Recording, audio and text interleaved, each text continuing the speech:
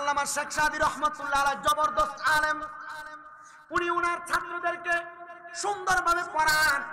একদিন শুক্রবার, একদিন শনিবার দিন ওনার একজন ছাত্র আল্লামা শেখ সাদী রহমাতুল্লাহ আলাইহির কাছে আসছেন, হুজুর আমি এই পড়াটা বুঝি না, আপনি আমারে বোঝায়া দেন। আল্লামা শেখ সাদী রহমাতুল্লাহ আলাইহি সকাল থেকে যোহরের আগ পর্যন্ত একটা বিষয় ওনার ছাত্রদেরকে বোঝায়া দিতে লাগলেন। ওই ছাত্রটা যখন যোহরের আজান দেয় চারদিক থেকে, বলে হুজুর আপনি আমারে বিদায় প্রদান করেন, আমি আর পড়তাম না। বলে পড়া শেষ বাবা, যোহরের ওয়াক্ত হয়ে গেছে, একটু খাবার নি খাইয়া যাইতে পারে, একটু বসন, আমি দেখি কি ইন্তজাম আয়োজন হয়েছে। আল্লামা শেখ সাদী পেছনে গেলেন, স্ত্রীকে দেখলেন চাউলগুলা পাতিলের মধ্যে নিয়ে ফালাইয়া রাখছেন, আবার তাকায় দেখলেন তরকারিগুলা পাতিলের মধ্যে নিয়ে রাইখা দিছেন। এখন না মানুষ সিলভারের ডেকচির মধ্যে রান্না করে, আগে মানুষ রান্না করতেন মাটির পাতিলার মধ্যে। আল্লামা শেখ সাদী রহমাতুল্লাহ আলাইহি বলতেছেন, আমি দেখলাম আমার স্ত্রী ড্যাগের মধ্যে চাউলগুলা নিয়ে পানি দিয়ে রাখছেন এবং তরকারিগুলা নিয়ে পানি দিয়ে রাখছেন। আমি জিজ্ঞাসা করলাম খানা কি এখনো রেডি হয় নাই? আমার স্ত্রী বলেছেন লাকড়ির যোগান তো দেয় নাই, কেমনে আমি খাবার রেডি করব? আল্লামা শেখ সাদী বলেন, আমি ধমক দিলাম, আমার স্ত্রী আমার ধমক শুই না, কারণ লাকড়ি আমি জোগাড় করে দেই নাই। দোস্ত আমার স্ত্রী রাগান্বিত হইয়া ওনার তরকারির পাতিলিয়াটা আল্লামা শেখ সাদীর মাথার মধ্যে এমন ভাবে ফেক্কা মারছে, মারার সাথে সাথে ডেকটা ভাঙ্গা আল্লামা শেখ সাদীর কাঁধের মধ্যে ডেকের কাঁচাটা লাগিয়ে গেছে গা। মালা দিলে যেমন অবস্থা হয়, আল্লামা শেখ সাদীর গলার মধ্যে এই ডেকের কাঁচাটা লাগিয়ে গেছে। আচ্ছা আমরা বেড়ায় যদি হয় এখন যে অবস্থা, যদি বউ ডেক মারা দূরের কথা, শুধু একবার গোলামের ফুট করেছে, বেটির অবস্থা ভালো থাকবো? আল্লামা শেখ সাদী চাইলে ওনার স্ত্রীকে একটা চর মারতে পারতেন। আল্লামা শেখ সাদী চাইলে এই স্ত্রী ত্যাগ করতে পারেন, তিনি ত্যাগ করেন নাই। ভালো আলেম চাইলে আরেকটা বিবাহ করতে পারতেন, তিনি করেন নাই। আল্লামা শেখ সাদী ডাক দিয়ে কয়, স্ত্রী তুমি আমাকে রাগান্বিত হয়ে দেখবা দিয়ে এমন ভাবে আঘাত করলা, ঠিক আছে আমি এখন ঘর থেকে বের হব, আমি মানুষের কাছে যা বলবো আমার স্ত্রী আমারে কত ভালোবাসে, ভালোবাসা আমার গলাতে মালাটা পরাইয়া দিছে। গলাতে আসলে কি মালা না ডেকের কাঁচা? উনি বলতেছেন আমার গলার মধ্যে মালা পরাইয়া দিছেন, এই কথা বলবো। এই কথা বলার সাথে সাথে স্ত্রীর সাথে সাথে আল্লামা শেখ সাদীর পায়ে পড়ে গেছে। ছাত্র ঘরের বাহিরে বারান্দার মধ্যে পড়তেছেন, ছাত্র কই কিরে খাবারের জন্য গেছে, ভিতরে দিয়ে তুফান চলতেছে। এমন অবস্থা দেখা আল্লামা শেখ সাদীর স্ত্রী তার পায়ের মধ্যে ধরে কয়, স্বামী আপনি যদি বাহিরের মানুষের কাছে এই কথাগুলা বলেন, মানুষ আপনারে খারাপ বলবে না, আপনার অবস্থা দেখে মানুষ আমি স্ত্রীকে খারাপ বলে বলে সম্বোধন করবে। হায়রে দুনিয়ার মুসলমান, আল্লামা শেখ সাদী স্ত্রীকে ওনার কথার মারফতে বুঝাইছেন, কিন্তু আমরা সমাজে স্ত্রীদেরকে মারধর করে, আঘাত করে, গালিগালাজ করে। আমার নবী কয় দুনিয়ার পুরুষেরা তোমরা তোমাদের স্ত্রীদেরকে তাদের মা বাবার নাম তুলে গালি দিবা না। নবী গো কেন? আমার নবী কয় আমি হইলাম মহিলাদের বাবা, চিন্তা করেন আপনি যে আপনার বউর মুখ মারানি জি করে গালি দেন, এটা গালি দিলে গালিটা যে রহমতের নবীর উপরে পড়ে, এই জন্য কোনোদিন নারীদেরকে গালি দিয়েন না। আমার নবী কয় উম্মতের দয়ারা তোমরা তোমাদের মহিলাদের গালের মধ্যে আঘাত কইরো না, আপনি কিছু থেকে কিছু হওয়ার আগে গালের মধ্যে চটকনা থাপ্পড় লাগাইয়া দেন। নবী গো কেন আপনি বললেন আঘাত না করার জন্য? নবী আমার বলতেছে এই মহিলারা তোমাদের কাছে সাময়িক সময়ের মেহমান, আমার আল্লাহ তাআলা আবার আল্লাহ তাআলার মেজবানকে ফিরিয়ে নিয়ে যাবেন, এজন্য তোমরা তাদের সঙ্গে বাজে আচরণ করবা না। আবার অনেক পর্দার অন্তরালের মা বোনেরা তাদের স্বামীর সঙ্গে সুন্দর আচরণ করে না। আমি আমার মা বোনদের উদ্দেশ্য বয়ানটা পেশ করতেছি। মাগো রহমতের নবীর হাদিসে মুবারাকা পড়া দেখলাম আমার নবীজি ওনার স্ত্রীদেরকে পানির সাথে তুলনা করেছেন। নবী গো কেন পানির সাথে তুলনা করেছেন? বলে কারণ হইল পানিকে যেই পাত্রে রাখা হয় সেই পাত্রেই পানি থাকে। একটা মহিলা যদি সবকিছু সহ্য করে ধৈর্য ধারণ করে চুপচাপ থাকে, তাহলে আমার আল্লাহ তাআলা ওই মহিলার সংসারের মধ্যে জান্নাতের প্রশান্তি প্রদান করবে। কিন্তু আমাদের মহিলারা স্বামীর উপর অত্যাচার করে, অনাচার করে, গজব আযাব দেয়। রহমতের নবী বলে আমি মেরাজের মধ্যে যাওয়ার পর 3 প্রকারের মহিলা দেখেছি জাহান্নামের মধ্যে। এর মধ্যে 1 প্রকার মহিলা দেখেছি যাদের জিহ্বার মধ্যে গরম রড লাগে টান দিয়া ছিঁড়ে ফেলা হচ্ছে। নবী গো কেন? বলে ওই মহিলা তার স্বামী এবং সন্তানকে লানত দেয়, আযাব গজব দেয়। এবার কোন গোলামের ফুটপুর উপর খোদার গজব ফরক, এমন গালিও বাংলার মহিলারা দেয় কি দেয় না? একটু মুহাব্বতে দুরূদ শরীফ আদায় করি। আল্লাহুম্মা সাল্লি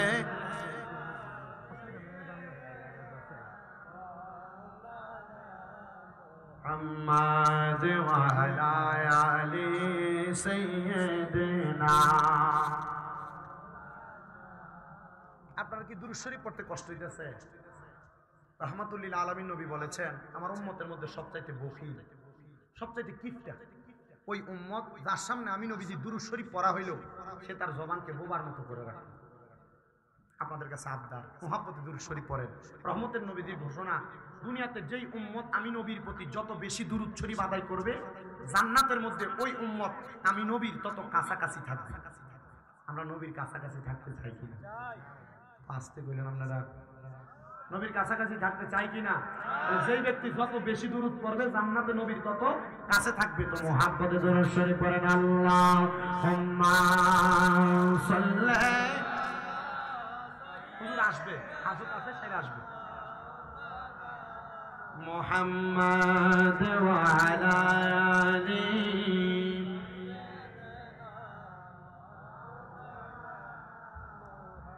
দেখছো নি মনে ভেবে মনে প্রেমনি করছো নবীর শানে, নইলে থাকবা রোজ হাসরে মুহাম্মদ ইয়া রাসূলুল্লাহ। আল্লাহুম্মা এসে আর আমার লাগে না, রাসূলুল্লাহ চলে গেছে, এটা বেশি বড় করে গেছে। মুহাম্মদ ওয়া আলা আলি সাইয়্যিদিনা। আমার দুনিয়ার মুসলমান মা বোনদের কাছে আবদার, মা বোনেরা স্বামীকে লানত প্রদান করবেন না। লানত প্রদান করলে জিহ্বার মধ্যে গরম রড লাগাই দিয়া আপনার জিহ্বাটাকে টেনে টেনে ছিঁড়ে ফেলা হবে। এ মুসলমান, আল্লামা শেখ সাদির স্ত্রী যখন স্বামীর কাছে মাপ চাইছে, আর আমরা বেরিয়াত মাপ চাইতো না, রাত্রবেলা অন্যদিকে ফিরা শুয়া থাকবো, মাপ চাইতাম না তার কাছে, কয়জনে রাগ কইরা বাপের বাড়ি ত্যাগ করে যাইব। কথা কোন না কেন? মাপ চাইতো না, মাপবো। অন্যদিন জামাইবো একসাথে ঘুমাইতো, যেদিন জামাইবোর ঝগড়া হইব অথবা স্বামী গায়ে হাত তুলবো ওই দিন মাঝখান দিয়ে কোলবালিশ। অন্যদিন বাচ্চা এক সাইডে, জামাইবো এক সাইডে, ওই দিন ঝগড়া হইলে বাচ্চা মাঝখানে চলে আসে। মহিলারা মনে করছেন এটা আপনার ক্যাটারি, এটা আপনার গুন্ডামি। মনে রাখো গো মা, যদি কোনো স্বামী স্ত্রী দুনিয়াতে হাজার ঝগড়া করে, রহমতের নবী কয় তোমরা নারীরা রাত্রবেলা ঘুমানোর সময় স্বামী স্ত্রীর বালিশ হবে একটা। নবী গো কেন? বলে স্বামী স্ত্রী দুইজন যখন একসাথে লাইগা লাইগা থাকবে, আমার আল্লাহ তাআলা দুনিয়ার যত খালি জায়গা আছে ওই খালি জায়গাগুলা আল্লাহ রহমত দিয়ে ভরপুর করে দেয়। জামাই বউ ঝগড়া হয় না? কম না বেশি? আপনার কি কষ্ট হইতাছে? আমি বিলাতি ওয়াজি করি, আমি কিন্তু মোটামুটি সেতিও না, এটা আপনারা বুঝেন। আমি নর্মাল ভাবে কথা কই, আমি নর্মাল ভাবে কথা কই দেখি আলহামদুলিল্লাহ আমি আরেকটা কইরা আইছি। এটা শুকরিয়া আল্লাহ তাআলার। আমি সকাল 6টা 6:30 নাগাদ আসছি কিশোরগঞ্জ থেকে। আমার খুব কষ্ট হয়, কথা যে বলি অনেক কষ্ট হয়। আমার অল্প বয়স অনুযায়ী আমার কথা বলতে কষ্ট হয়, কিন্তু আপনাদের দোয়া, আমি যে ওয়াজ করি আপনাদের এই দোয়ার বরকতে আমার 6টা মাদ্রাসা। কয়টা? আসতে বলেন দি আপনারা। কেউ সুন্নি মাদ্রাসার দরকার আছে না? কম না বেশি?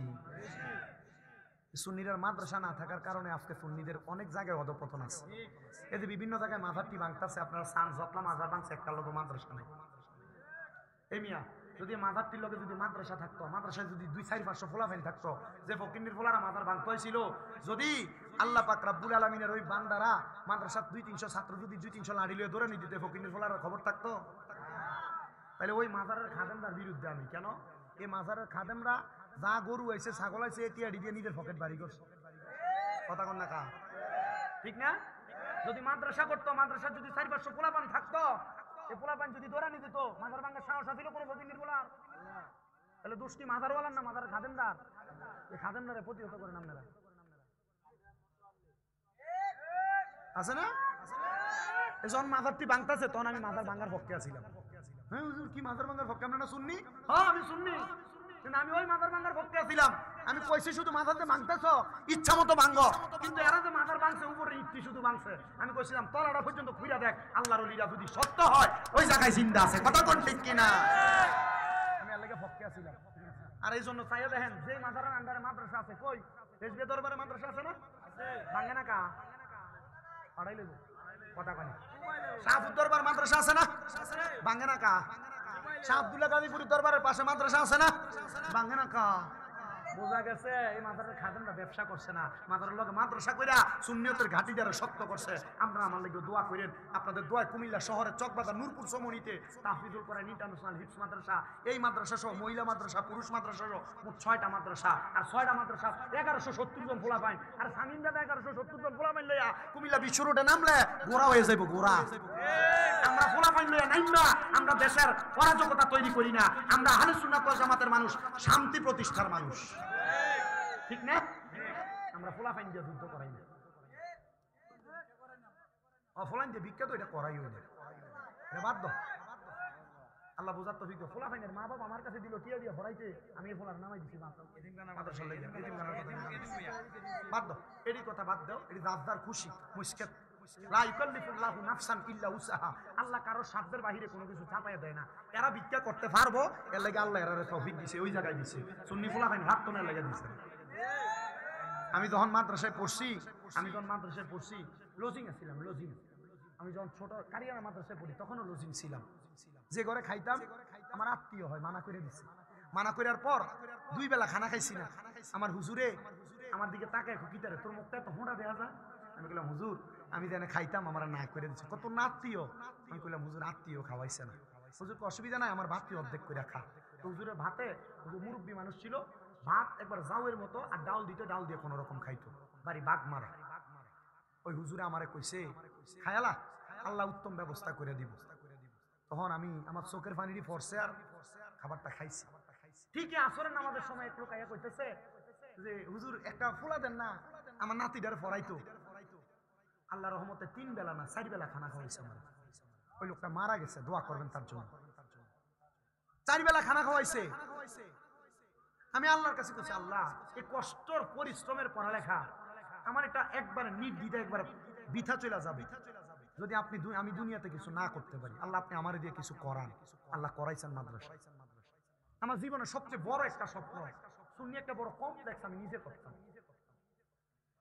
যেটাতে একবারে বড় মাদ্রাসা, বড় একটা দর্শে নিজামি থাকবে, যেটাতে মহিলা শাখা থাকবে আলাদা, যেটাতে একটা বড় মসজিদ থাকবে, এমন একটা করতাম।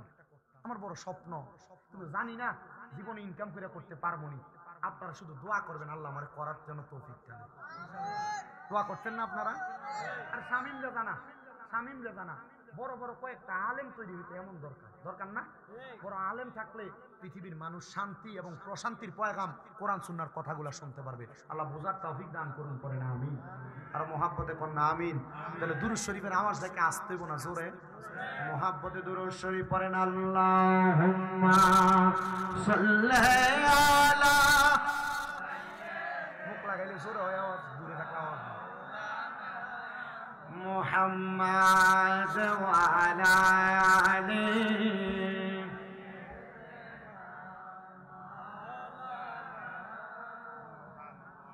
এ মুসলমান, স্ত্রীরা ঘরের মধ্যে এমন অত্যাচার অনাচার করে, ঝগড়া করলে রাত্রবেলা বিছানা আলাদা করে ফেলে।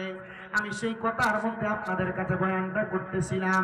আমি মা বোনদের উদ্দেশ্যে সোশ্যাল মিডিয়ার মাধ্যমে বলতে চাই, কখনো স্বামী থেকে আলাদা হইবেন না। অনেক মহিলারা দুনিয়ার জমিনের মধ্যে স্বামীর প্রতি অনাচার করে স্বামীর সাথে রাত্রিও যাপন করে না, স্বামীর সাথে ঝগড়া হওয়ার কারণে। মনে রাখবেন, আপনারা আপনাদের স্ত্রীদেরকে জানিয়ে দিবেন, যদি কোনো স্বামী তার স্ত্রীটাকে রাত্রবেলা রাত্রি যাপন করার জন্য অথবা ফিজিক্যাল রিলেশনের জন্য ডাক দেয়, আর ওই স্ত্রী যদি তার স্বামীর ডাকের মধ্যে সাড়া না দেয়, তাহলে আল্লাহর আযাবের ফেরেশতারা ওই মহিলাকে সারা রাত্রি পর্যন্ত আযাব গজব দিতে থাকে। এজন্য আপনারা এই কথাগুলো আপনাদের স্ত্রীদেরকে জানান করে দিবেন। আল্লামা শেখ সাদী রাহমাতুল্লাহ আলাইহি বলে, আমার স্ত্রী আমার কাছে ক্ষমা প্রার্থনা করেছে, দুনিয়ার মানুষের দলেরা তোমরা তোমাদের স্ত্রীদেরকে ক্ষমা প্রার্থনা করার কথা বলো। হুজুর আল্লামা শেখ সাদির জীবনে ঘটা এই ঘটনা কেন তিনি কিতাবে লিখলেন? উনি এটা দিয়ে বুঝাইছেন আমার স্ত্রী ছিল নমনীয়, আমার স্ত্রী ছিল ক্ষমা সুন্দর দৃষ্টিতে থাকা মানুষ, এজন্য মানুষ যেন এটা পয়রা শিক্ষা গ্রহণ করে। আমি এই জন্য কথাটা আমার কিতাবে উল্লেখ করে দিলাম।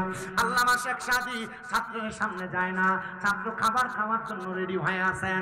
উনি বলেন আমি পেছনের দরজা দিয়ে জঙ্গলার মধ্যে যাইয়া লাকড়ি কুড়ানোর জন্য যখন প্রবেশ করলাম, আমি লাকড়ি নেওয়ার জন্য গাছের আগার মধ্যে উঠছি, লাকড়ি ভাঙতে ভাঙতে লাকড়ি নিচে ফালাইলাম। এমন টাইমে একটা ভাগ আইসা আল্লামা শেখ সাদিকে খাওয়ার জন্য নিচে দাঁড়ায় আছে। ওই ভাগটা আড়ালে লুকানো। আল্লামা শেখ সাদি নিচের দিকে তাকায় বলতেছে এত লাকড়ি জোগাড় করলাম, কিন্তু আমি একার পক্ষে লাকড়িগুলা বাড়িতে নেওয়া সম্ভব না। আল্লামা শেখ সাদি এই চিন্তা কইরা উনি ভাগটাকে দেখে মনে মনে সাহস পাইলেন, না না একা নিব না, বাঘের পিঠটার মধ্যে চড়াইয়া চড়াইয়া লাকড়িটা বাড়িতে নিব। আপনারা বলেন এই ভাগকে কন্ট্রোল করার ক্ষমতা আল্লাহর ওলিদেরকে দিয়েছেন একজন, তিনি কে?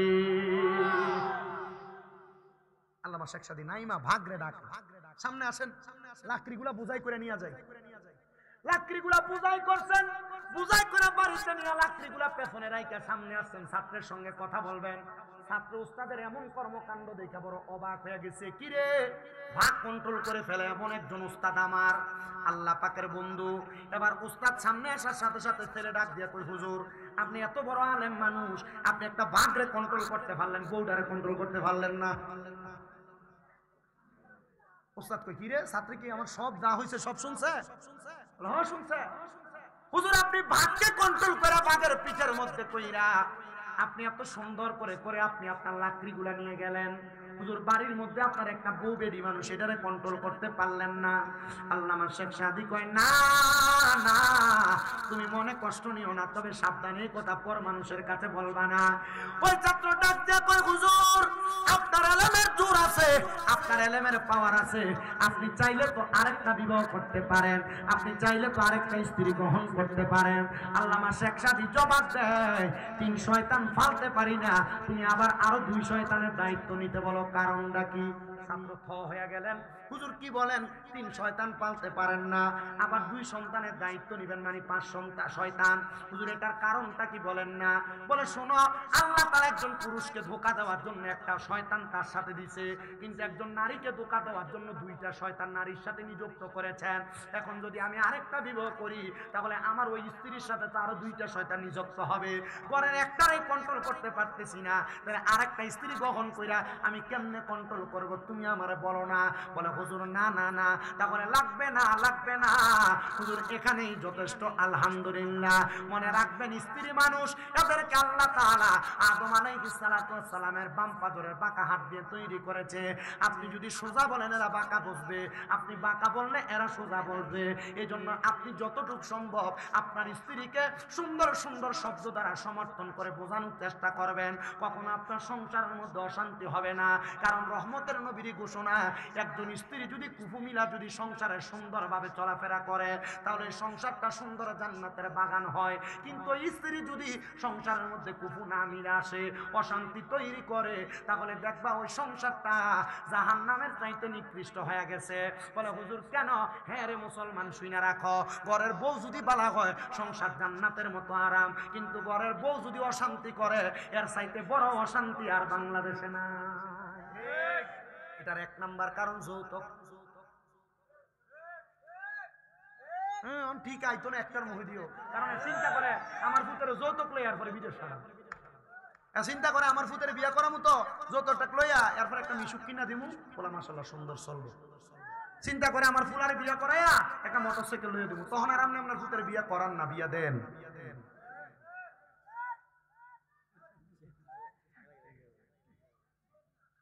আপনারা কথা কন, এই অশান্তির মূল কারণ কি?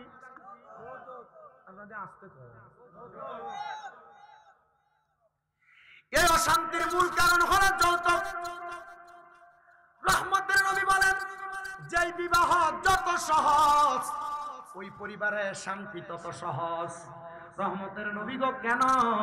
বলে এই যৌতুকের মাধ্যমে বিবাহ প্রথা হওয়ার কারণে দুনিয়ার মানুষের অশান্তি অশালীনতা বেড়ে যায়। আর এই অশান্তি অশালীনতার কারণে দুনিয়ার মানুষ দুনিয়ার জমিনের ভিতরে সাংসারিক জীবনে শান্তি পায় না। এ মুসলমান ইমানদার, 2 নাম্বার কারণ সংসার অশান্তি যদি হয় এটা হলো স্বামীর পরকীয়া। আপনি দুনিয়ার জমিনে আপনার স্ত্রী থাকার সত্ত্বেও আপনি আপনার স্ত্রীর সামনে মিথ্যা কথা বলেন, আপনি আপনার স্ত্রীর সামনে অন্য কোনো নারীর প্রশংসা করেন। এটা করার কারণে আপনার স্ত্রী আপনার সংসারের মধ্যে অশান্তি করবে। মহিলারা এমনি অশান্তি করে না, 3 কারণে একটা মহিলা পরিবারের মধ্যে অশান্তি তৈরি করে। নবী গো কোন 3 কারণে অশান্তি তৈরি করে? আমার নবী বলে 1 নাম্বার, মহিলার স্বামী যদি নেশা করে। অনেক বেড়া মানুষ সিগারেট খেয়ে বাড়িতে যায়, তখন স্ত্রী তার সঙ্গে সুন্দর ব্যবহার করে না, কারণ তার মুখের মধ্যে থেকে দুর্গন্ধ বউয়ের চাইতে বেশি। তখন আর আপনার বউর আপনার ভালো লাগে না, আমার ছোটটা যেটা এটার ভালো লাগে, কারণ আপনার মুখের ভিতরে এমন দুর্গন্ধ সিগারেট খাওয়ার কারণে। স্ত্রী অশান্তি করার কারণ কয়টা? আপনাদের আসতে কয় কারণ? এই 3 কারণ। নবী গো কোন 3 কারণ? বলে 1 নাম্বার, স্বামী যদি দুনিয়ার জমিনের মধ্যে থাকা অবস্থায় নেশাগ্রস্ত হয় অথবা বাদে কোনো খাবার আহার করে, এটার কারণে ওই স্ত্রী অশান্তি তৈরি করে। আমি আরেকটা কারণ নিজে বাইর করে দেখলাম, ওই স্বামী যদি তার স্ত্রীর সামনে অন্য কোনো নারীর প্রশংসা করে, ওই স্ত্রী কোনোদিন ওই কথা সহ্য করতে পারে না। মনে রাখবে, একটা মহিলা কোনোদিন তার স্বামীকে অন্যের সাথে ভাগাভাগি করতে পারে না, কোনোদিন ভাগাভাগি করতে চায়ও না। আপনারা মনে করেন আপনার স্ত্রী আপনাকে সন্দেহ করে, আপনার স্ত্রী আপনাকে বিভিন্ন বিষয় বিভিন্ন প্রশ্ন করে। না না না, মনে করবেন যে বউ যে জামাইরে যত বেশি সন্দেহ করে, এই বউ এই জামাইরে তত বেশি ভালোবাসে। কারণ এ জানে আপনি যদি অন্য কোনো নারীর সাথে বিবাহ বন্ধনে আবদ্ধ হয়ে যান, অন্য কোনো নারীর সাথে সম্পৃক্ত থাকেন, তাহলে তার ভালোবাসাটা ভাগ হয়ে যাবে। এজন্য যদি সন্দেহ বেশি করে মনে করবেন আপনার বউ বেশি ভালোবাসে। রাত্রবেলা বেশি বাইরে বাইরে থাকলে আপনার স্ত্রী আপনার ফোন দিয়ে জ্বালায়, এটা ভালো। আমরা মনে করি না মাগো আমার ব্যাপারে তুমি মাথা ঘামাও না, এটা ভালো জিনিস।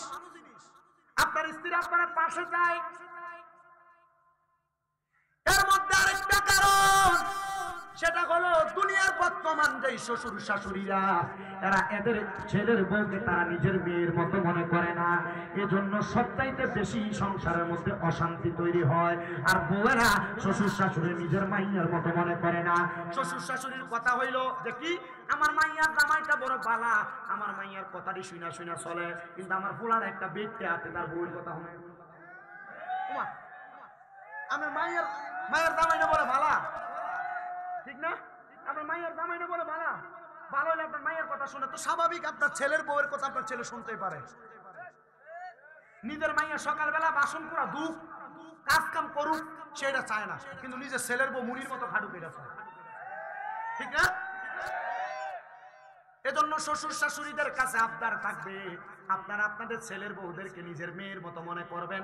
দেখবেন আপনার ছেলের বউটা আপনি মা বাবারে আপনারা নিজের মা বাবার মতো মনে করবে। আর 3 নাম্বার কারণ, মহিলারা মানবে না, যদিও না মানে কথাটা সত্য। বলে হুজুর কেমনে সত্য? 3 নাম্বার কারণ হলো, একটা পরিবারের অশান্তি তৈরি হওয়ার কারণ হলো একটা মাইয়ার মা কেমন কানে কানে কইয়া দেয়, জিগো তোর জামাই যা কামাই করে তুই একটু খোঁজ খবর লস না, তার মা বাপের সব টিয়া পয়সা দিয়ে তোর তো একটা ভবিষ্যৎ আছে। এ কানে তুলে দিল। এবার আপনি কামাই করে আসলে বাড়িতে আপনার প্রত্যেক ওয়াক্তে জিগায় তুমি কত টাকা কামাই করছো, কই তোমার টিয়াটা কই দাও না। এ যখন কোন মহিলা তার স্বামীর কামাই রুজিতে ইন্টারফেয়ার করে, এই ইন্টারফেয়ারটা করার কারণে স্বামী অশান্তি তৈরি করে। মাগো তোমার কাছে আমার আবদার হইল, তোমার স্বামী যা ইনকাম করুক আর না করুক, তুমি এটার ব্যাপারে মাথা ঘামাইও না। দেখবা তোমার স্বামী তোমার 3 দায়িত্ব পালন করে কিনা। 1 নাম্বার শারীরিক, 2 নাম্বার তোমার মানসিক, 3 নাম্বার তোমার সংসারের ভরণ পোষণ দেয় কিনা। যদি দেখো এই 3 দায়িত্বটা পালন করে, তাহলে তোমার স্বামীর ব্যাপারে তুমি আর কোনো মাথা ঘামাইবা না। কিন্তু বর্তমান সমাজের মহিলা এই ব্যাপারে বড় সতর্ক। ও মা, যদি জান্নাতের মধ্যে যাইতে চাও মনে রাখবা গো মা, তোমাদের জন্য রাজি আছেন, অসুবিধা নাই তো আপনারা। হযরত আহমদ খানজুম রাহমাতুল্লাহ আলাইহি উনি বলেন, আমি তখনও বিবাহ করি নাই, আমার বয়স 28 বছর বয়স। আমি আমার আল্লাহ তাআলার ইবাদত করি। আমি চিন্তা করতে লাগলাম, আমি যদি বিবাহ করি আমি এই সময়টা আমার স্ত্রীকে দেওয়া লাগবে, আমি আমার মাওলারে সেই সময়টা দিতে পারবো না। হযরতে আহমদ খাজা উনি যখন রাস্তা দিয়ে হাইটা হাইটা যায়, উনি বলেন আমার কাছে আয়েশা, হযরতে খাতুনে ফাতেমা নামক একজন মহিলা, উনি আয়েশা আমারে ডাক দিয়ে কইরে, আহমদ তোমাকে আমার বড় পছন্দ, তোমার প্রশংসা পুরো বস্ত এলাকার মধ্যে ছড়াইতো, তুমি বলো না আমারে বিবাহ করবে কিনা? আহমদ খায়তুম বলেন, না, আমি বিবাহ করলে আমার আল্লাহরে আমি সময় দিতে পারবো না, এই জন্য আমি বৈবাহিক জীবনে আবদ্ধ হতে চাই না। মহিলা ডাক দিয়া কয়, আহমদ তোমারে মনে করেছিলাম তুমি বড় বীর পুরুষ, তুমি বড় নিষ্ঠাবান পুরুষ, কিন্তু তুমি আমার প্রতি ইনসাফ করতে চাইতেছো না, আমারে বিবাহ করতে চাইতেছো না। আর তুমি বিবাহ করো না, বিবাহ করলে তুমি দেখবা আমি তোমার সাংসারিক জীবনটাকে সুন্দর করে ফুটিয়ে তুলবো। বলে কেন গো? বলে আমি দুনিয়া জমিনের মধ্যে হেদায়েত পাওয়ার জন্য কোনো ব্যক্তি পাই না, তবে আমার বিশ্বাস তোমার মতো একজন নিষ্ঠাবান, তোমার মতো একজন হক্কানি আলেমের সাথে যদি আমার বিবাহ হয়ে যায়, তাহলে আমার সংসারটা সুন্দর এবং স্বাধীন ভাবে চলাফেরা করবে। ওই ফাতেমা নামক মহিলা আহমদকে ডাক দিয়ে বলেন, আহমদ বিবাহ করবানি? আহমদ বলে, আমি ভেবে চিন্তে আপনাকে বলবো, তবে আপনি একটু আল্লাহর দরবারে ইবাদত কইরা কইরা আপনি আমার আল্লাহ তাআলার কাছে জানতে চান আমি আপনার স্বামী হিসেবে উপযুক্ত কিনা। বলে কি ইবাদত করব? বলে ওই ইবাদতের নাম হলো সালাতুল ইস্তিসকা অথবা সালাতুল হাজতের নামাজ আপনি আদায় করেন। কেমনে গো, কেমনে আদায় করব?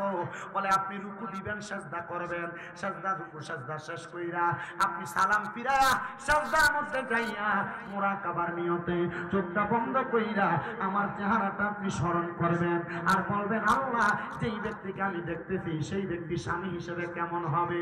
এবার মহিলা বলে, বাড়ির মধ্যে যাইয়া আমি ইস্তেখারা কইরা আমি দেখলাম এই ব্যক্তি আমার স্বামী হিসেবে বড় উপযুক্ত। আরে দুনিয়ার মা, দুনিয়ার বোনেরা, দুনিয়ার ছেলেরা, শুধু সুন্দরী মাইয়া তোমার বিয়ার উপযুক্ত না। মাইয়ারা মনে রাখবা গো, টাকাওয়ালা স্বামী, শুধু টাকাওয়ালা স্বামী শুধু তোমার উপযুক্ত না। মনে রাখবা, বহুত টাকাওয়ালার কাছে মাইয়া বিয়া দেওয়ার পরে বহুত সম্পদওয়ালারা ওই মাইয়াটার কুত্তার ছাওয়ার মতো ফিরে মাইয়াটার কোনো খোঁজ খবর নেয় না। এমন অবস্থা বাংলার সমাজে নারীগুলার উপর নির্যাতন হয়। এমন অনেক জায়গার মধ্যে খবর পাওয়া যায়, ছেলে টাকা দেইকা বিয়া দিছে, কিন্তু ওই টাকাওয়ালা ছেলেটা মাইয়াটার উপর অত্যাচার অনাচার করে। আরে টাকা পয়সা ধন দৌলত বেশি জিনিস না, যদি সন্তানটা দিনদার হয়, ছেলেটা যদি আল্লাহওয়ালা হয়, টাকা পয়সা কম হইলেও হালাল খাবারের মধ্যে বরকত আছে না? না না। এখন বর্তমানের মেয়েরা ওনাদের কথা হলো মোটামুটি একটা টাকাওয়ালা বেড়া যদি বিয়া করা যায়, এটা বুড়ো হইলে অসুবিধা নেই। হ্যাঁ ঠিক না? কাকা কাকা কেমন এরা চিন্তা করে একবার বুড়ো হইলে অসুবিধা নেই, কিন্তু তার পরবর্তী সময়টা সে কিভাবে কাটাবে সেটা বলতে পারে না। এজন্য টাকা যাচাই করার আগে মাইয়া বিয়া দেওয়ার সময় সন্তানটার কি যাচাই করবেন? আদর্শ। বলেন না কি না, কি এর আদর্শ? আমি রিক্সা চালাই, আমার মাইয়ার দামে হইতে হবে বিদেশি। আমি সাধনদারি করি, আমার মাইয়ার দামে হইতে হবে লন্ডনী, ইতালি প্রবাসী। ঠিক না? না পোলাপান আপনারা যারা আছেন, অনেক পোলাপান, এই যে আমি কয়দিন আগে ফেসবুকে দেখছি, তারা জিজ্ঞেস, কি রে তুই না সুপারি চুরি করো, তুই ইতালি এসেছিস কি লেগে? সুন্দর মেয়ে বিয়ে করতে না, প্রবাসী হন, দেশের মানুষ হন, যেই কাজই করেন, সুন্দর দেখে বিয়ে করবে। বলে হুজুর সুন্দর বউ তো সবাই চায়, তবে সুন্দর দেখার পরে আর তিনটা জিনিস চাই। কি জিনিস? তিনটা জিনিস চাই। রসুলে পাক শিখিয়ে দিতেছে। এক নাম্বার, ওই মেয়েটার মা তার শ্বশুর শাশুড়ির সঙ্গে কোন খাসিয়তে কোন আচরণে চলছে সেই খবর নাও। দুই নাম্বার, ওই মেয়েটা কতটুক দিনদার সেই জিনিসটা তাকাও। তিন নাম্বার, ওই মেয়েটা তার নিজের ইজ্জত রক্ষার্থে তাকে কতটুক বিলিয়ে দিতে পারে সেটা রক্ষা করে, সেটা একটু যাচাই করে, তখন তো মাশাআল্লাহ।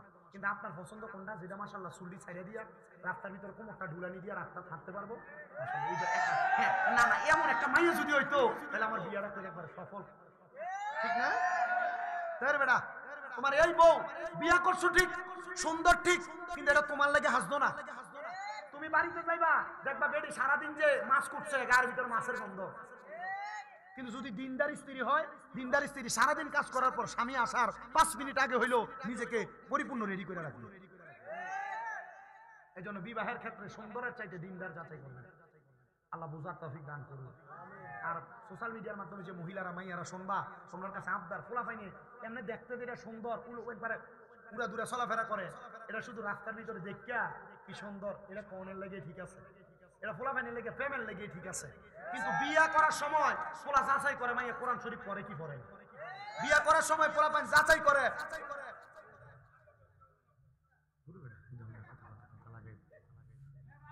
আমি অতলা কথা কইতাম না, আমি কম কথা কই, যদ্দূর কইতেছি অদ্দূরে আলহামদুলিল্লাহ।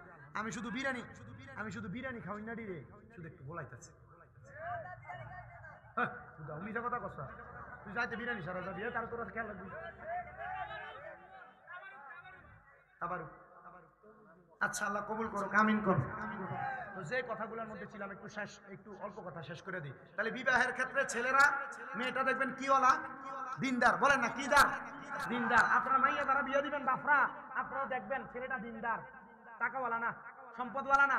সম্পদওয়ালা অনেক সোশ্যাল মিডিয়াতে নেটের মধ্যে খবর পাওয়া যায়, মাইয়ার কুত্তার মতো ফিডায়, কুত্তা বিলের মতো। কুত্তা বিলের দাম থাকে, ওই মাইয়ার দাম থাকে না। আল্লাহ আপনারা বোঝার তৌফিক দান করুন। ওই মহিলা পরের দিন এক সপ্তাহ পর্যন্ত ইস্তেখারা করে। এক সপ্তাহের ভিতরে উনি মুরাকাবার মধ্যে দেখছেন ওনার স্বামী হিসেবে আহম্মদ খুজাইমাই যুক্ত, উপযুক্ত। ডাক দিয়া কয়, আহম্মদ খুজাইমা, আহম্মদ খুজাইমা, তুমি আমারে বিবাহ করো। এবার যখন বিবাহ করলেন, ওনাদের সাংসারিক জীবন সুন্দরভাবে কাটতেছে। কিন্তু আহম্মদ খুজাইমা কোন জামানার আল্লাহর ওলি? হযরত বাইজিদ বুস্তামি যেই জামানার আল্লাহর ওলি, আহম্মদ খুজাইমা সেই জামানার আল্লাহর ওলি। হযরত আহম্মদ খুজাইমা বলখি রাহমাতুল্লাহ আলাইহি বলে, আমি একদিন আমার বাড়ি থেকে বের হওয়ার পর আমি রাস্তার মধ্যে দেখলাম আমার স্ত্রী হযরত বাইজিদের সঙ্গে দাঁড়ায় দাঁড়ায় কথা বলতেছে। আমি এইটা দেখে বড় আগান্বিত হয়ে গেলাম। আমার স্ত্রীকে প্রশ্ন করলাম, স্ত্রী গো, তুমি যে এই বাইজিদের সঙ্গে কথা বলেছো, তুমি কি জানো না তোমার কারণে আমাকে আল্লাহ তাআলা জাহান্নামের আগুনে জ্বালাইব? বলে কেন? এবার আল্লাহর নবীর একটা হাদিস শরীফ আহমদ খুজাইমা ওনার স্ত্রী ফাতেমারে শোনায়া দিছে।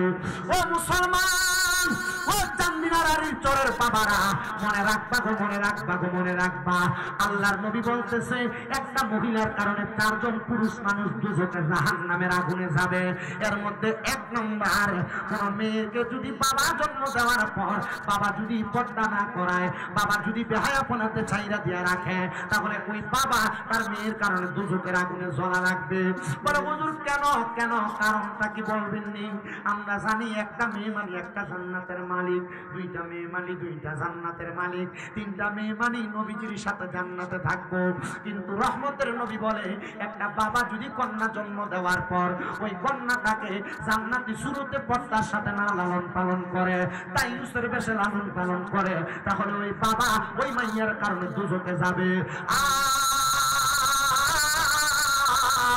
একটা ভাই যদি তার বোনকে পর্দা না করায়, তাহলে ওই ভাইটা তার বোনকে বেপর্দা ছেড়ে দেওয়ার কারণে, তার ভাইটা বেপর্দা বোনটাকে ছেড়ে দেওয়ার কারণে ওই ভাইটা জাহান্নামের আগুনের মধ্যে জ্বলতে থাকবে। আর 3 নাম্বার হইল, কোন স্বামী যদি তার স্ত্রীকে পর্দা না করায়, আপনারা যারা বিবাহ করেছে আপনারা আপনাদের স্ত্রীদেরকে এমনি ছেড়ে দেন, চান্দিনা বাজার ঘুরে আপনার স্ত্রী এখানে সেখানে ঘুরে, মনে রাখবেন বেপর্দা ভাবে ঘোরাফেরা করার কারণে, আপনি আপনার স্ত্রীকে পর্দা না করানোর কারণে, আপনার স্ত্রীটার কারণে আপনি স্বামীও দুজকের আগুনে জ্বলা লাগবে। এজন্য কোন সন্তান যদি তার মাকে পর্দা না করায়, তাহলে সন্তান তার মায়ের কারণে দুজকের আগুনে জ্বলা লাগবে।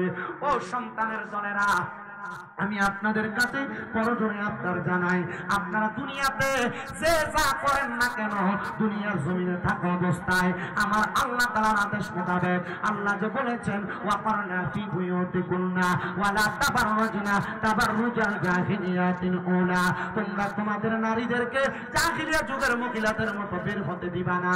আর মুসলমান দেখেন না রাস্তার মধ্যে ইফতিজিং এর শিকার হইতেছে, এরা পর্দা করেন না মাইয়া না, বেপর্দা মহিলা মহিলারাই রাস্তায় ইফটিজিং এর শিকার হয়, বেহায়াপনা করা মেয়েরাই ইফটিজিং এর শিকার হয়। কিন্তু আমাদের সমাজ এত নিকৃষ্ট সমাজ, আমাদের সমাজ এমন বাদে সমাজ, আমাদের সমাজের মানুষরা ভাই বোনকে, স্বামী স্ত্রীকে, ছেলে মাকে এবং দুনিয়ার বাবা মেয়েকে ব্যাপারটা বেহায়াপনা করার জন্য সুযোগ করে দেয়। গায়ে হলুদের অনুষ্ঠানে নাচানাচি করে, মাইয়া বাবা কিছু বলে না। আরে মুসলমানের দলেরা, ভাই তুমি তোমার বোনটা ব্যাপারটা চলে তুমি কিছু বলো না, জানোনি তোমার এই বোনটা তোমার দুর্ভোগের কারণ হয়ে যাবে। এই জন্য সবার কাছে আপনারা তাদেরকে পর্দা করাইবেন, পর্দা করাইলে আপনারা জান্নাতের অধিকারী হইতে পারবেন। আমি আপনাদের কাছে এলোমেলো ভাবে অনেকগুলো বিষয়ের উপর কথা বলার চেষ্টা করেছি। আসেন সামনের দিকে বাড়ি অল্প কথাই শেষ করে দিই। আহমদ খুজাইমা বলে, আমার স্ত্রীর সঙ্গে যখন এই কথা বললাম, আমার স্ত্রী বলে, স্বামী গো আপনার হক আমার প্রতি আছে, আমি কোনোদিন পরপুরুষের সাথে হকটা নষ্ট করব না। বলে স্ত্রী হক নষ্ট করবে না জানি, আমি চাই না তোমার শরীরের সৌন্দর্য অন্য কোনো পুরুষ মানুষ দেখো। কিন্তু আমাদের মহিলারা স্বামীর জন্য সাজে না, এরা মার্কেটে যাওয়ার সময় সাজে, দাওয়াতে যাওয়ার সময় সাজে, জামাই বাড়িতে আসার পর স্ত্রীর অবস্থাটা এতটা ভালো দেখে না। তখন মনে রাখবা মহিলারা, তোমার চেহারা সুরত, তোমার শরীরে জামা কাপড় সুন্দর থাকার কারণে তোমার জামাইরও আর তোমারে ভালো লাগে না, পাশের বাড়ির বাবিটারে ভালো লাগে। এজন্য আপনার স্বামী যদি অন্য কোনো নারীর দিকে যদি চোখও দেয়, আগে আপনার দায়িত্বটা আপনার, আপনি নিজেকে একটু বুঝেন যে আপনি আপনার স্বামীর প্রতি সুন্দর আচরণ করেন কিনা, আপনার স্বামীকে আপনি একটা মডেল সুরত আপনি দেখান কিনা, না আপনি থাইনে ফেত্তিনির মতো জামাইয়ের সামনে কি বইটা করার বেটা কথা কন না কেন?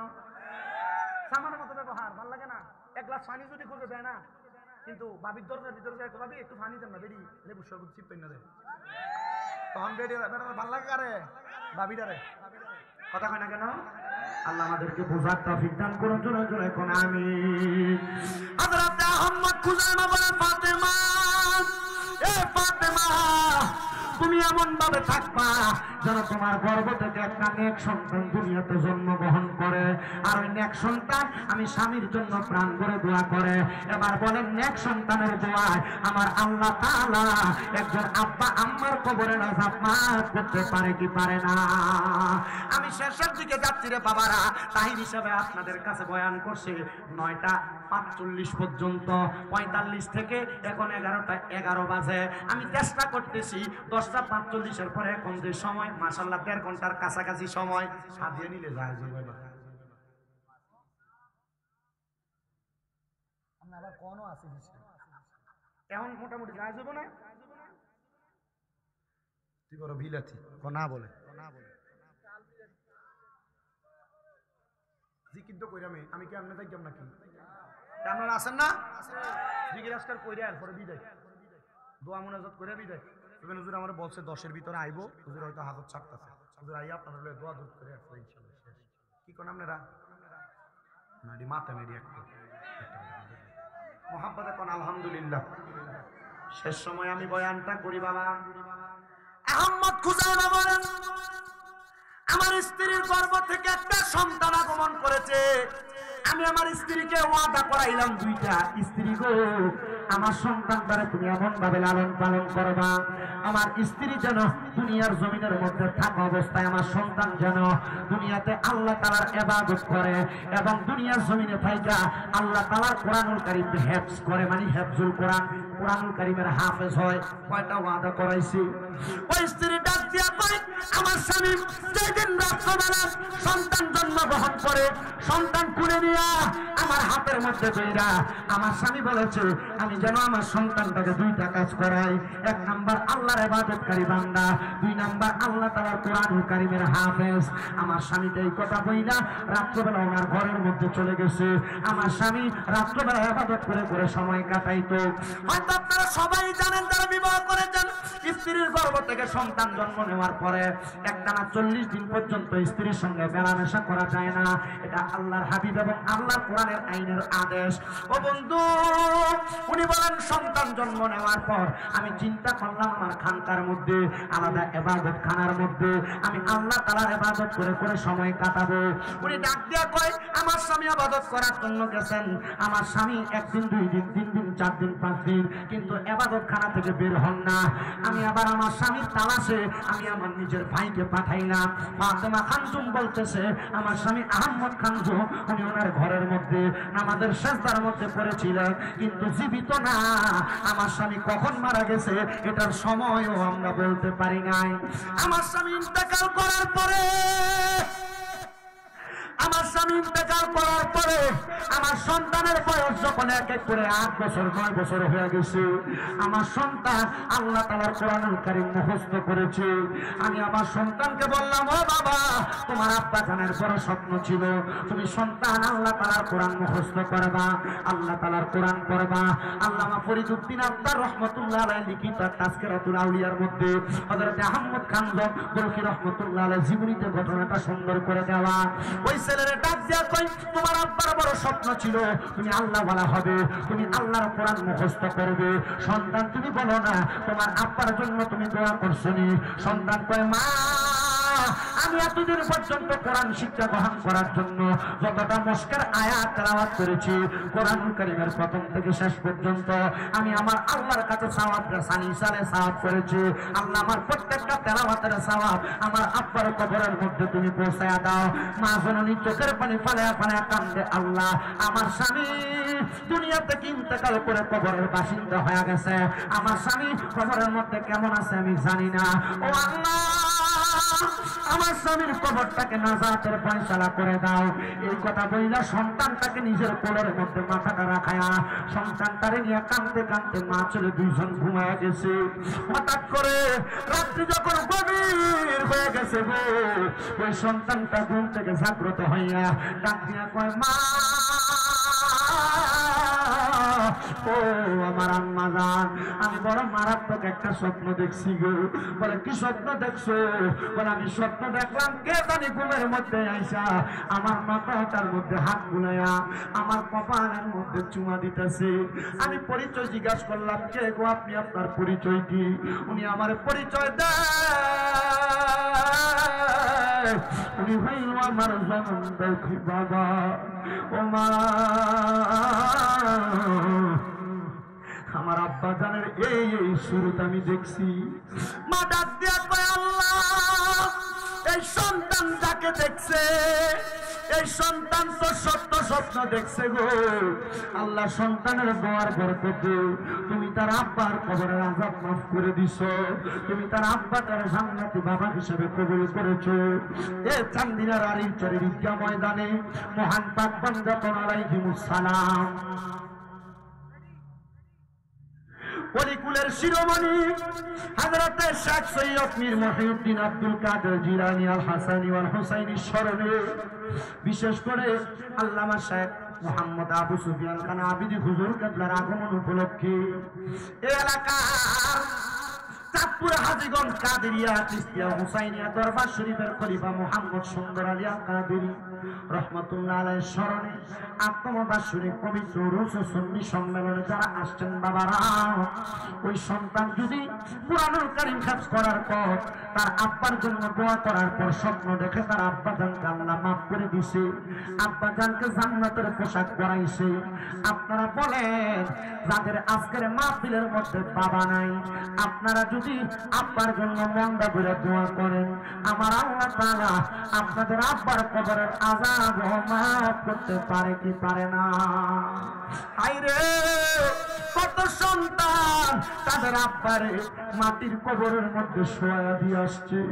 বিদেশে বাবা থাকলে মোবাইলে ভিডিও কলে কথা বলা যায়, কিন্তু আব্বা ঢাকা শহরে থাকলে মোবাইলে ভিডিও কলে কথা বলা যায়, কিন্তু বাবারে 3.5 হাত মাটির কবরে পুকুর পাড়ে বাঁশপুরার নিচে শোয়া দিছ।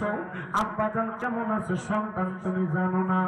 হায়রে ওই আব্বার লগে তো মোবাইলে কথা বলা যায় না, কেমনে রে তোমার আব্বা জান তার কবরে যে শুয়ে রয়েছে, তোমার কি মনটা চায় না আব্বা জানকে একটু আদর যত্ন করার জন্য? আব্বা জান জুতা পড়তে পড়তে পায়ের গোড়ালিটা মাটির সাথে লাগতো, কিন্তু আব্বা নিজে নতুন কোন জুতা কিনছে না। তুমি ফুতেরে আব্বা যান নতুন জুতা কিনা দিছে, তুমি রাত্রবেলা নতুন জুতাটা পইরা খাটের মধ্যে দৌড়াদৌড়ি করছো। আইরে ঈদের দিনে আব্বা জানে নতুন কোন জামা কাপড় পরে না, তুমি সন্তানদের নতুন জামা কাপড় পরাইছে। আব্বারে যদি জিজ্ঞাসা করতে আব্বা আপনি যদি নতুন জামা কাপড় পরেন না, আব্বা উত্তর দিত এখন কি আর আমার ঈদের বয়স আসেনি। লুঙ্গিটা জোড়া তালে দিয়া পড়তো, পুরান পাঞ্জাবিটা আয়রন কইরা ইস্তারি কইরা পড়তো। আব্বার অভাবের কথা আব্বা বলতো না, শুধু বাবা বলতো এখন কি আর আমার ঈদের বয়স আসেনি। এখন সন্তান তোমার কাছে টাকার অভাব নাই, কিন্তু তোমার আব্বার বড় অভাব। হায়রে কত টাকা তোমার কাছে, কিন্তু তোমার আব্বারে 500 টাকা দিয়া কিনে একটা লুঙ্গি পরাইতে পারো না। আব্বা জান অন্ধকার কবরে। বাবা তুমি কেমন আছো ছোট মাটির ঘরে, তোমার কথা হৃদয় মাঝে পড়ছে বারে বারে। ভালোবাসি তোমায় বাবা বুকটা যে যাইছি রে, তোমার কথা হৃদয় মাঝে পড়ছে বারে বারে। বাবা গো ও বাবা,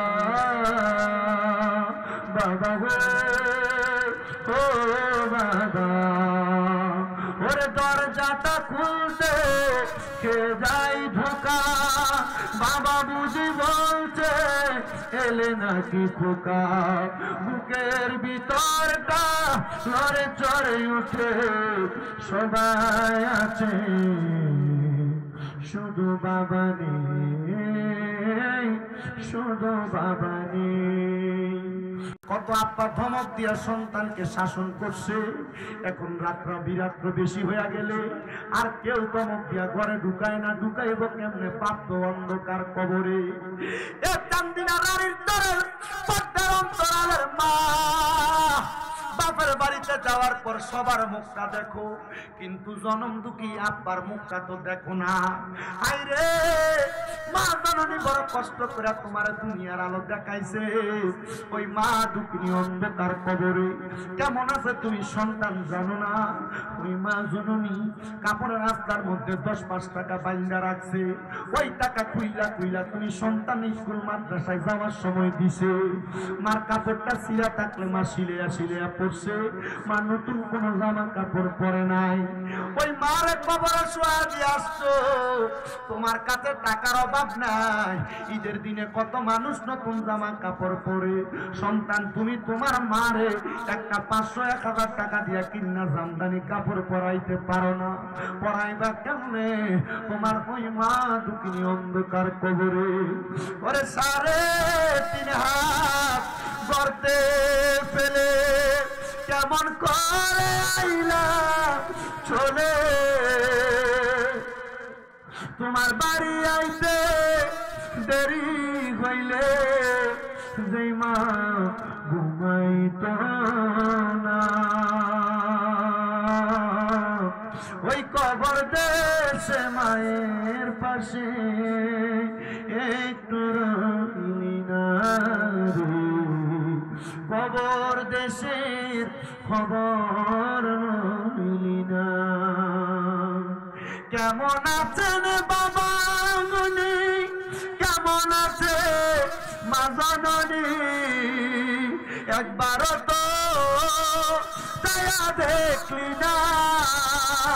ওই মা বাবারে কষ্ট দিয়া দুনিয়াতে দিন কাটাইয়া কোনদিনও শান্তি পাবি না।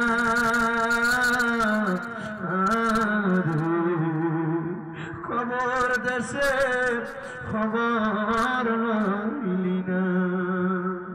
হায়রে কত সন্তান বউ কথায় কথায় বলছে তোমার আরো 2-3 ভাই আছে, তুমি কেন মা বাপরে একা ভাত খাওয়াও? এই কথা শুই না মা বাপরে জুদা কইরা দিছে, মা বাপরে আলাদা কইরা দিছে। মা বাপ সকালে এক ঘরে ভাত খায়, রাত্রে এক ঘরে ভাত খায়, দুপুরে আরেক ঘরে ভাত খায়। কেউ যদি এই কথা শুই না মা বাপরে জুদা কইরা দিয়া থাকো, মা বাপরে আলাদা কইরা দিয়া থাকো, দে সন্তান তোর পাও আমার সামনে দে, আমি স্বামী রাজা জিব্বা লাগে তো পাও পরিষ্কার কইরা দিমু। তবু আদা করবি হুজুর এখান থেকে বাড়িতে যাওয়ার পর মা বাবার পা ধরে ধরে মাপ চাইবি। বলে হুজুর মাপ চামু দূরের কথা, আমি 2 ঈদে মা বাবার পা ছুঁয়ে সালামি করি না।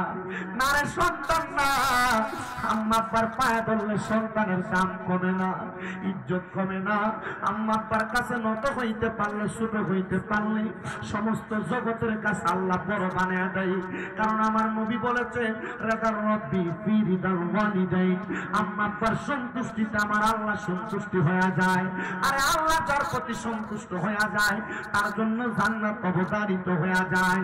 যদি কেউ মা বাবারে কষ্ট দিয়া থাকো, অন্যায় করে থাকো, এখান থেকে বাড়িতে যাইয়া আম্মা আব্বার পায়ে ধরে মাপ চাইবা। অনেকে চিন্তা করে হুজুর আমি তো কোনোদিন মা বাবার সাথে অন্যায় করি নাই, আমিও কি মা বাবার পায়ে ধরে মাপ চামু? আমি বড় বড় সন্তান, অন্যায় করো আর না করো আম্মা আব্বার পায়ে ধরবা। আজকের মাহফিল কবুল হবে কি হবে না এটার গ্যারান্টি কেউ দিতে পারবে না।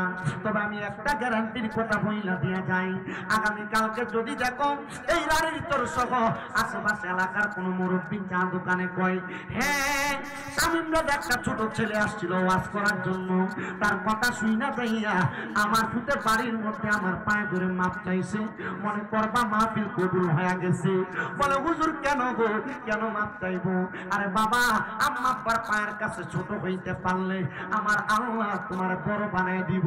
কিন্তু সন্তান ওই মা বাপরে কষ্ট দিয়া মক্কায় যায় হজ করতে, মদিনায় যায় হজ করতে। তুমি কি শোনো নাই নবী বলছে সাখাতুর রাব্বি ফি সাখাতিল ওয়ালিদাইন, আমার আম্মা আব্বার সন্তুষ্টিতে আল্লাহ তাআলা অসন্তুষ্টি হয়। তাহলে তুমি মা বাপরে কষ্ট দিয়া 5 ওয়াক্ত নামাজ পড়ো কি লাভ হইব? আম্মা আব্বারে খানা না দিয়া তুমি দুনিয়াতে দিন কাটাইলে কি লাভ হবে? সন্তানের তলেরা জানি না তুমি মাপ চাইবা কি চাইবা না, কিন্তু অনেকে চিন্তা করে হুজুর যারা বাড়িতে আব্বা আছে তারা বাড়িতে যাইয়া আব্বার পায়ে ধরে মাপ চাইব, আমার তো আব্বা নাই, আমি কার পায়ে ধরে মাপ চাইব? ও হুজুর যাদের বাড়িতে মা আছে তারা বাড়িতে যাইয়া মার পায়ে ধরে মাপ চাইব। হুজুর আমার তো মা নাই, আমি কার পায়ে ধরে মাপ চাইব? সন্তান চিন্তা করবা না, আম্মা আব্বা যদি কবরে থাকে মাপ চাওয়ার কোনো সুযোগ না থাকে, একটু পরে আখেরি মুনাজাত হয়ে যাবে। ওই মুনাজাতের মধ্যে কোন সন্তানের মা মারা যাওয়ার পর, বাবা মারা যাওয়ার পর যদি তুমি রব্বির হামহুমা কামা রব্বায়ানি সগীরা ওয়া কুর রব্বির হামহুমা কামা রব্বায়ানি সগীরা বইলা আল্লাহ তাআলার কাছে চোখের মনি কোঠার মধ্যে একটা মাছির মাথা পরিমাণ পানি চাইরা দিয়া কাঁদতে পারবো, আমার আল্লাহ তাআলা তোমার পানিটা মাটিতে পড়ার আগে তোমার মা বাবার জীবনের গুনাহ মাফ করে দিবে। এবার আপনারা বলেন ওই আম্মা আব্বার প্রতি সদাচরণ, আম্মা আব্বার কাছে সন্তান ক্ষমা চাইলে তার দাম কি কমে না বাড়ে? আল্লাহ তাআলা সন্তানের দাম এবং সম্মান দুনিয়া আখিরাত সুন্দর এবং সজীব উজ্জ্বল করে দিক। জোরে পড়েন আমিন, আর মুহাব্বতের আওয়াজে পড়েন আমিন। আল্লাহ আল্লাহ আল্লাহ লা ইলাহা আল্লাহ আল্লাহ আল্লাহ